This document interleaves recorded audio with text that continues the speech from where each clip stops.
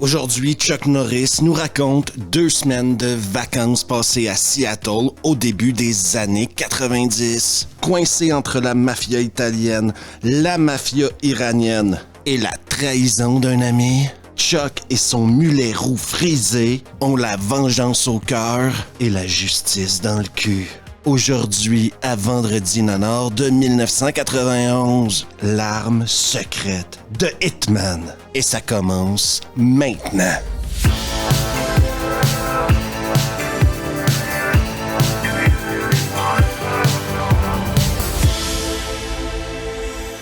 Signale que ça fait un bail que t'as quitté le jardin d'enfants, mon pote. Oh, arrête, t'as pas le sens de l'humour.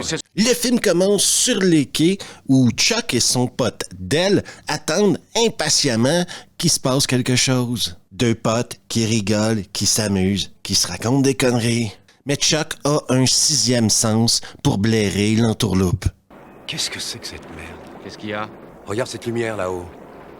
Et s'il y a une chose que Chuck Norris n'aime pas, c'est les trafiquants de drogue. Et ici, on a affaire à d'énormes trafiquants de poudre blanche. Sauf que il y a un mystérieux tireur qui fait le ménage à travers les trafiquants.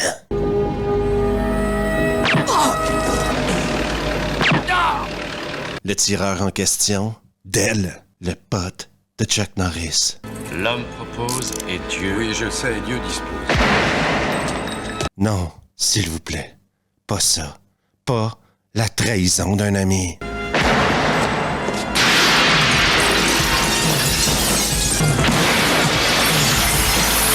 La corruption, c'est mal. C'était un sacré flic. Mais peut-être un peu trop idéaliste, on n'a pas pris le même chemin. Si vous avez vu d'autres films de Chuck Norris dans votre vie, vous savez déjà que vouloir tuer Chuck Norris et tuer Chuck Norris, c'est 2 choses complètement différentes. On a eu une chance énorme de réussir à le réanimer. C'est moi qui suis chanceux.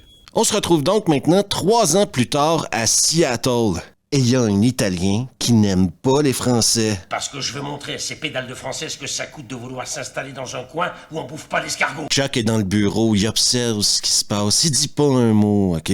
Sauf qu'il y a un mec qui va le traiter de bâtard. Mais comment tu peux faire passer ce bâtard avant moi? Il faut jamais traiter Chuck Norris de bâtard. Le boss des Italiens, il est totalement impressionné par la puissance de Chuck Norris. Mais le gars, il a rien vu encore. T'as juste pris le temps de viser, et puis... Boum! Le soir venu, Chuck met en place un petit plan pour fumer du français. Allez, là, plus vite! Plus vite que ça, allez! Mais les Français avaient un plan B. Regarde, on s'est fait avoir! Chuck va se repointer, reprendre le contrôle de la situation. Et c'est exactement pour ça que Chuck Norris est à cet endroit-là, à ce moment-là. C'est pour reprendre le contrôle de la situation. Il faut qu'on dégage. Je peux pas le laisser dans la rue! Chuck va avoir réussi à faire un prisonnier et un de ses associés va l'amener dans un entrepôt déserté. Dans l'entrepôt, il va commencer à le torturer. Normal. Serre les dents! Je peux te la faire avaler, moi.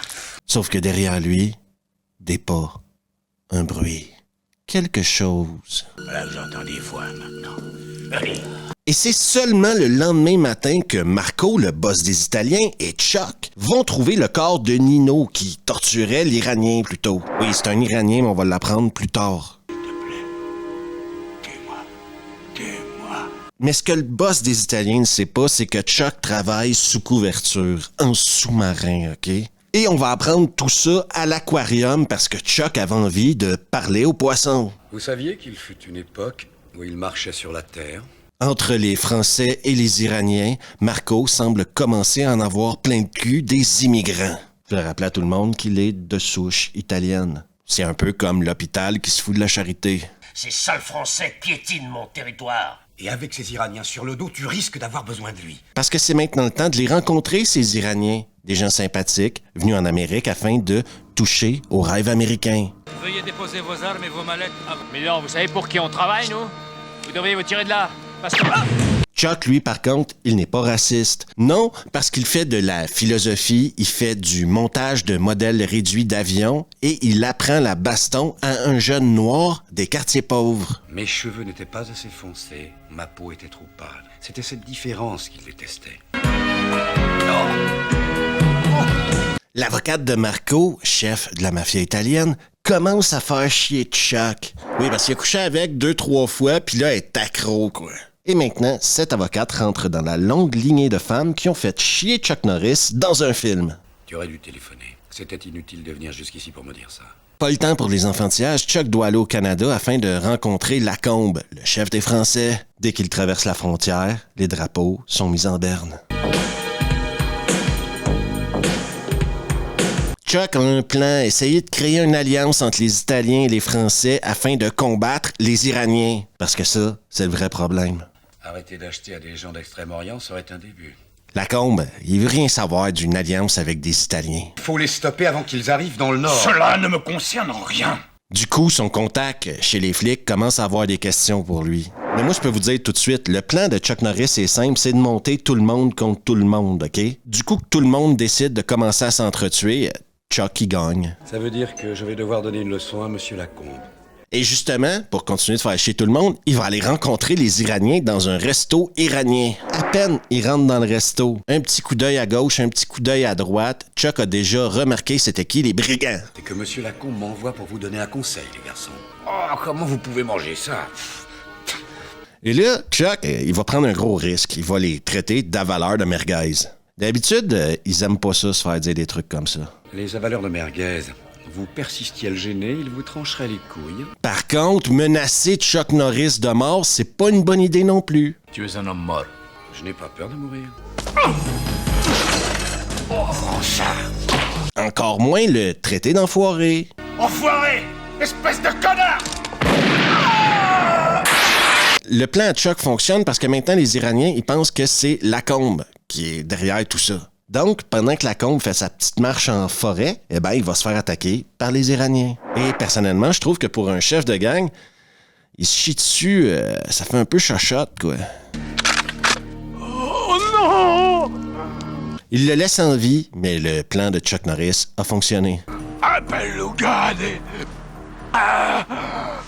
Quand Chuck retourne chez lui à Seattle, le gamin qui l'a pris sous son aile en lui apprenant la philosophie, la baston, les modèles réduits, se retrouve à se battre contre le voisin d'en face. Mais ça dérange pas Chuck, mais absolument pas. C'est tout à fait normal d'utiliser la violence pour régler des conflits.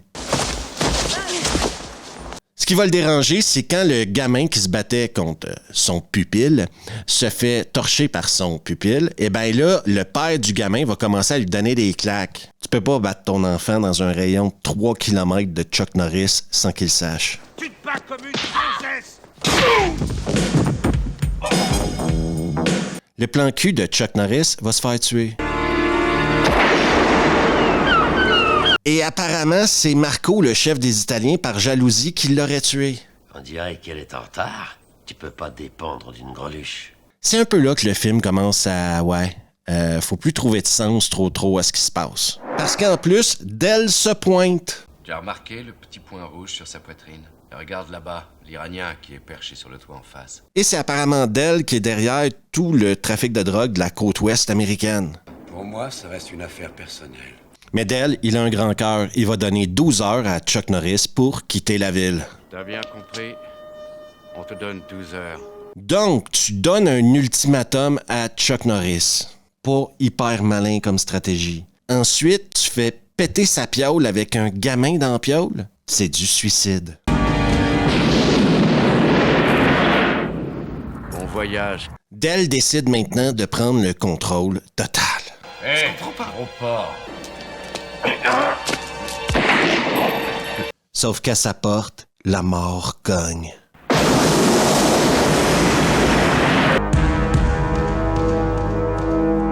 Ben oui, si t'as voulu faire sauter sa piole, que t'as presque tué un gamin, que t'as essayé de le tuer sans réussir, que t'as tué son plan cul, regarde, il y a des conséquences à ce que tu fais dans la vie. Tu peux pas faire ce que tu veux à Chuck Norris.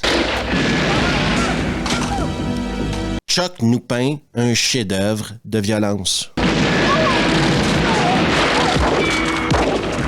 Le regard froid, la main sûre. Chuck finit par confronter Del. De son côté, la puissance de la vengeance, la puissance du mulet roux frisé. Pourquoi tu te montres pas? On pourrait discuter.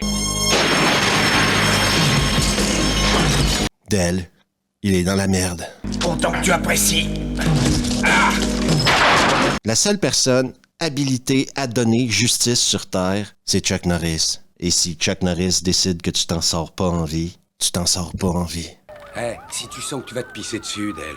Tâche de serrer les fesses et essaie de gueuler. Et c'est la fin de Hitman, l'arme secrète. Déjà, mettre un Chuck Norris dans les nanars, c'est pas quelque chose que je fais de gaieté de cœur. Mais si quelqu'un doit risquer sa vie à le faire, je le ferai pour vous. Parce que ce film-là a plusieurs défauts qui en font un nanar. Déjà, les 30 dernières minutes sont ridicules. Tout s'enchaîne de manière plus ou moins structurée en laissant de côté toute forme de logique. Ensuite, ce film-là, il est pas beau. Je le sais que c'est un direct ou DVD et je sais que la copie que j'ai, c'est une copie DVD, mais c'est pas beau. C'est mal tourné, c'est mal éclairé, c'est super cheap. Et c'est clairement pas une version 1080p qui viendrait sauver ça. Je pense que ça mettrait en avant plusieurs petites erreurs que tu peux pas voir en qualité moindre. Et finalement, la plus grosse erreur de ce film-là, c'est de se prendre vachement au sérieux avec un côté moralisateur qui risque d'en emmerder plusieurs. Si on fait la liste de tous les ennemis que Chuck Norris a tués à travers sa carrière, des Russes, des Iraniens, des Irakiens, des Afghans, des Vietnamiens, il reste plus beaucoup de monde pour aimer les films de Chuck Norris, sauf les Américains. Et c'est l'énorme différence entre le Chuck Norris des années 80, de ces années canon que j'adore avec des films comme Invasion USA, Missing in Action, ou même Lone Wolf McQuade des années 70. Sauf que les années 90 pour Chuck Norris, ça a été vachement pénible. T'as Hitman, t'as Sidekick, qui est également extrêmement nanardesque. Et il mettait de plus en plus en avant ce côté moralisateur-là, qui nous faisait rire peut-être dans les années 80, et qui maintenant nous rend un peu tristes. Mais ce qui risque de vous énerver encore plus, c'est les longueurs et une fin qui a été totalement gâchée par un montage ridicule et par des choix de réalisation que je comprendrai jamais. Sinon, fan de mulets roux, frisés, vous allez y trouver votre compte. Fan de nanar, vous allez y trouver votre compte aussi parce qu'il y a quelques répliques à la Chuck Norris. Mais pour ceux qui n'aiment pas les films de Chuck Norris, ce n'est pas celui-là qui va vous faire changer d'idée sur Chuck Norris. D'un autre côté, si vous trouvez la baston finale quand il arrive à l'entrepôt sur YouTube, ça vaut le coup d'être regardé, ça c'est divertissant. Mais à 93 minutes de durée, faut s'y rendre à baston final aussi, hein? Je rappelle à tout le monde que Revue a maintenant une chaîne Patreon sur laquelle vous trouverez du contenu exclusif, du contenu sans publicité et du contenu non censuré. Et toi qui me regardes sur YouTube, n'oublie surtout pas de t'abonner, juste ici de laisser un pouce, d'activer les notifs, de partager la vidéo avec tes potes et on se revoit la prochaine fois.